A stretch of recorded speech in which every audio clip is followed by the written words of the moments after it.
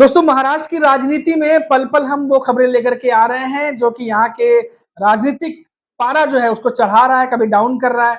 और इसी बीच एक खबर है, वो है सपा के जो प्रमुख नेता हैं, अखिलेश यादव इन दिनों महाराष्ट्र में हैं। 2 दिनों का उनका महाराष्ट्र का दौरा है और इस महाराष्ट्र के दौरे से जो सियासी हलचलें हैं, वो बढ़ी हुई हैं। अब देखिए, आज उन्होंने महाराष्ट्र में वो दौरा शुरू कर चुके हैं और यहाँ की जनता को, जो महाराष्ट्र की जनता है, उसे संबोधित भी कर रहे हैं। और जो बातें उन्होंने कही हैं वो भी मैं आपको बताऊंगा कि जो खास बातें उन्होंने उठाई हैं वो कौन सी बातें हैं और क्यों वो बातों को महाराष्ट्र की जनता तक वो पहुंचा रहे हैं। और साथ ही साथ सबसे बड़ी चीज कि अखिलेश यादव का एक बयान सामने आया है और उन्होंने कहा है कि महाराष्ट्र में हम भी तो एमवीए के इंडिया गठबंधन के हिस्सा हैं और उसी हिस्से के तौर पर हम लड़ना चाहते हैं और 10 से 12 सीटें करीब करीब जो है वो सपा महाराष्ट्र में मांग रही है। लेकिन इसके साथ साथ अखिलेश यादव ने एक बात बड़ी इंपॉर्टेंट कही। उन्होंने कहा कि हम वो पार्टियां हैं जो कम सीटों पर भी संतुष्ट हो जाते हैं। यानी कि इशारा दिया है कि हम 10 से 12 सीटें मांग रहे हैं, हालांकि कम ही सीट है ये, और इतनी हमें मिल जाए तो हम संतोष कर लेंगे। एक तरीके से अखिलेश यादव ने ये बताने की कोशिश की कि हमारा इंडिया गठबंधन में सीटों को लेकर कोई झगड़ा नहीं है। हमने बस डिमांड की है 10-12 सीटें और जो सीटें समझ में आती हैं वो सपा को दे दी जाए। और इसीलिए शायद उन्होंने ये लाइन इस्तेमाल की कि हम वो पार्टी हैं जो कम सीटों पर भी संतुष्ट हो जाते हैं, क्योंकि लड़ाई इन दिनों सीटों के लेके ही है। हर पार्टी चाहती है कि उसे ज्यादा सीट मिले और अलग हट करके जो है अपना स्टैंड दिखाने की कोशिश अखिलेश यादव की तरफ से की गई है। महाविकास आघाड़ी में एमवीए में समाजवादी पार्टी ने 12 सीटें मांगी हैं। 2 विधायक हमारे हैं और हम वो लोग हैं जो कभी कभी कम सीटों पे भी संतुष्ट हो जाते हैं। कम से कम सम्मान की तरह जिस तरीके से समाजवादी लोग यहाँ तैयारी कर रहे हैं, इरशाद हैं। कल हम लोग मालेगांव थे, क्या ऐतिहासिक कार्यक्रम था। बारिश के बाद भी लोग हटे नहीं, गए नहीं। तो ऐसे तमाम सीटें हैं जिनकी जानकारी हमने दे दी। जहां पार्टी मजबूत है उनकी सीटें भी हमने घोषित कर दी। और एक बात मैं बताना चाहता हूं, मुझे तो ये बताया जाता था कि सबसे अच्छी सड़क महाराष्ट्र की है।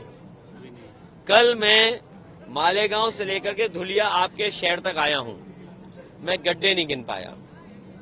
ये टोल इसीलिए लेते हैं, लगता गड्ढा भरने के लिए, लेकिन उस टोल से गड्ढा नहीं भरा जाता। आपकी जेब से पैसा निकाल करके ये अपनी जेब में रख ले रहे हैं और उसका परिणाम यह है कि सड़कों पे गड्ढे हैं। हमारे यहाँ उत्तर प्रदेश में जो सड़कें बनी हैं उसमें आप हवाई जहाज उतार सकते हैं। और जिस समय समाजवादी लोगों ने सुकोई, मिराज और हरक्यूलिस सड़क पे उतारा था, उसी समय देश के प्रधानमंत्री जी, देश के सड़क मंत्री ने ये कहा था कि हम ऐसी 30 हाईवे बनाएंगे जिन पर हवाई जहाज उतर सकता है। बताओ, यहाँ के तो सड़क मंत्री हैं, क्या आपके धुले और मालेगांव के बीच में हवाई जहाज उतर सकता है? नहीं। अब दोस्तों, ये बयान जो है वो तो चलिए यहाँ के महाराष्ट्र की राजनीति की जो पार्टियां उन तक पहुंच गए हैं। उन्होंने जो रैली की है उस रैली में अखिलेश यादव ने यूपी के बुलडोजर का भी जिक्र किया। उन्होंने कहा कि यूपी के बुलडोजर से डरते हैं लोग। उसके अलावा महाराष्ट्र की अगर हम बात करें तो महाराष्ट्र में किसानों के मुद्दे को अखिलेश ने प्रमुखता से उठाया है। दोस्तों, उन्होंने बताया, जो अखिलेश यादव बयान जो उन्होंने संबोधन किया है उनमें उन्होंने खास तौर पर किसानों की हालत पर चर्चा की है। उन्होंने बोला कि किसानों को पैसे देने के लिए सरकार के पास पैसे नहीं है, ये पूंजीपतियों को पैसे देते हैं और उन्हीं पैसों से अगर किसानों की मदद करते तो आत्महत्या के मामले कहीं कम हो जाते किसानों के। ये बात अखिलेश यादव ने कही है। और उन्होंने ये भी कहा कि अब जब चुनाव नजदीक आ गया है तो ऐसे में अब सरकार पैसे बांट रही है तमाम। हालांकि उनका इशारा लाडली बहन योजना की तरफ था कि अब पैसे बांट रही है ताकि जो काम उन्होंने नहीं किया वो छुपे। अब देखिए, उन्होंने जाहिर तौर पर, मैं आपको बताऊं कि अखिलेश यादव ने मेन जो टारगेट किया उनके संबोधन में, जो बातें उन्होंने कही हैं वो किसानों को ही सेंटर में रखा है। किसानों की स्थिति भी बात की है, किसानों के जो आत्महत्या के केसेस सामने आते हैं उस पर बात की है और साथ ही साथ किस तरीके से मौजूदा सरकार लापरवाही है बरत रही है और वो किसानों पर ध्यान न देके पूंजीपतियों पर ध्यान दे रही है। उनके बयान में मोटा मोटा ये एक विश्लेषण जो है वो निकला है। तो अखिलेश यादव का ये दौरा बहुत ही इंपॉर्टेंट माना जा रहा है और खास तौर पे उनके साथ में इस समय 2 विधायक हैं महाराष्ट्र में और एक तो अबू आजमी है, जो आपको पता होगा कि शिवाजी जो नगर है वहां से वो विधायक है। और एक विधायक है। अब टोटल 2 विधायक हैं, लेकिन जो सीटें मांगी जा रही हैं सपा की तरफ से वो मांगी जा रही हैं 12, 10 से 12।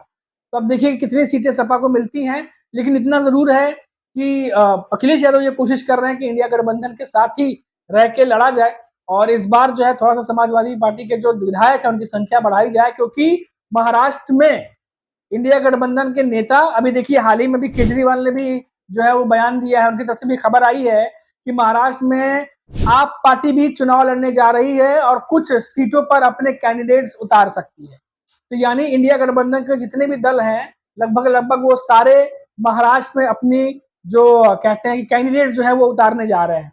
अखिलेश यादव उतार रहे हैं, इसमें कोई शक नहीं।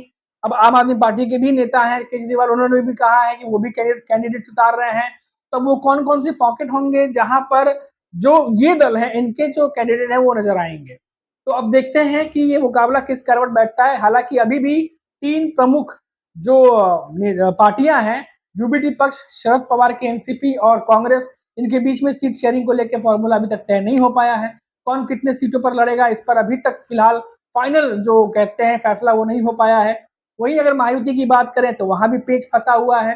बीजेपी जितनी सीटों पर लड़ना चाह रही है 150 सीटों से ज्यादा, वो बीजेपी चाह रही है कि उस पर लड़े, लेकिन जो बाकी गठबंधन के दल हैं उन्होंने पेच फंसाए हुए हैं, उनको सीटें बहुत कम बच रही हैं।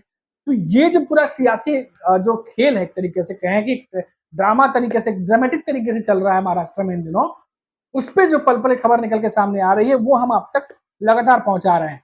ये जो वीडियो था ये खासतौर पर अखिलेश यादव को लेकर के था, क्योंकि अखिलेश यादव ने एक तरफ तो जो सरकार है, मौजूदा सरकार, उस पर हमला बोला है, बीजेपी के साथ साथ महायुति सरकार पे हमला बोला है, साथ ही साथ यूपी के जो लोग हैं और महाराष्ट्र के जो लोग हैं उनको साथ में जोड़कर कौन कौन सी ऐसी चीजें हैं जिसके ऊपर झूठ बोला गया है सरकार की तरफ से, इस पर उन्होंने बात की है।